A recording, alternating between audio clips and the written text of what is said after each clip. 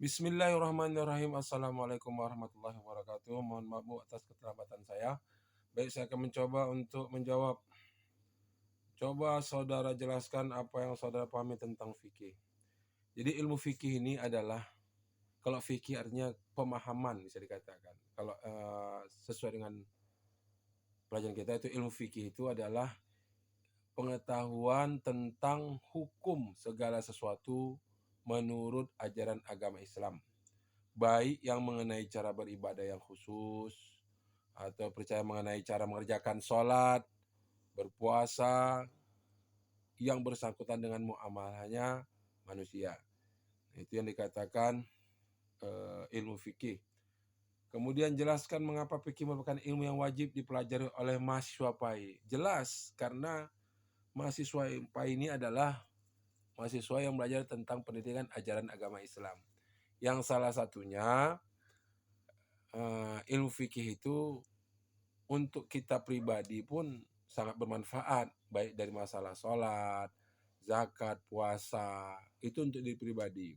Tapi kalau untuk muamalah kepada manusia, otomatis tanggung jawab kita sebagai pendidik atau guru PAIN tadi akan ditanyakan tentang masalah muamalah dalam Islam, bagaimana hukum-hukumnya.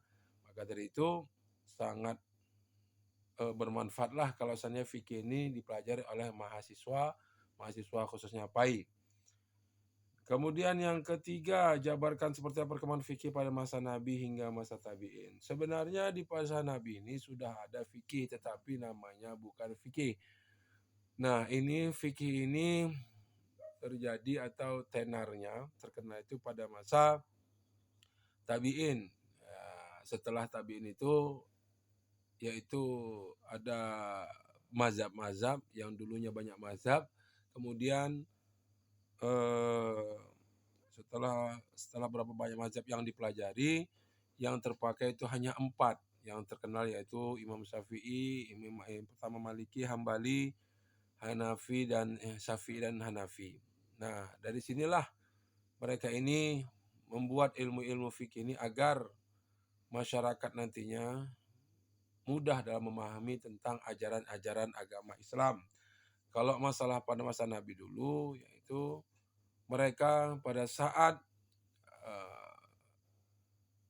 kebingungan atau pada saat belum ada jawaban tentang masalah hukum, maka mereka langsung nanya kepada Nabi Muhammad SAW sehingga jelas boleh atau enggaknya, haram atau halalnya. Sementara kalau fikih ini, yaitu pada masa tabi'in ini, yaitu para masa 4 mazhab ini, itu perlu melakukan istihad sehingga bisalah dia memberikan hukum baik yang haram maupun yang halal. Kemudian jelaskan seperti apa pendapat fikih pada masa modern.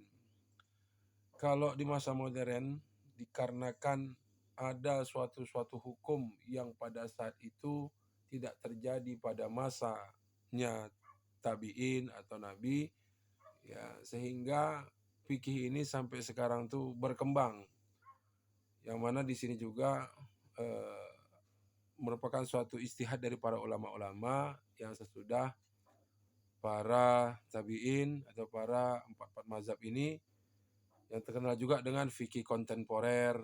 Ini juga adalah fikih yang mana melibatkan tentang hak saham misalnya, perdagangan atau di awaris.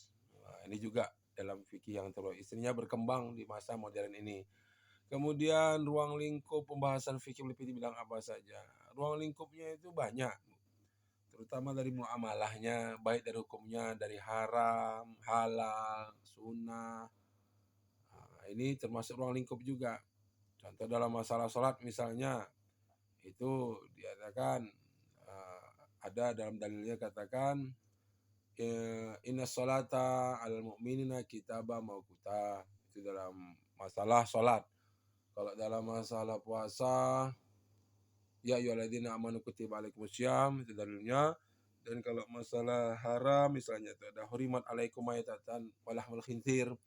Ya, jadi itulah dia. Jadi ruang lingkup fikih itu sangat luas, terutama di bidang muamalah, yaitu baik dari haram, halal, makruh, mubah, kemudian dari masalah ibadah, khususnya masalah sholat, masalah zakat, habis itu masalah yang lain-lainnya. Kemudian yang terakhir yaitu uraikan seperti apa perbedaan fikih dengan usul fik.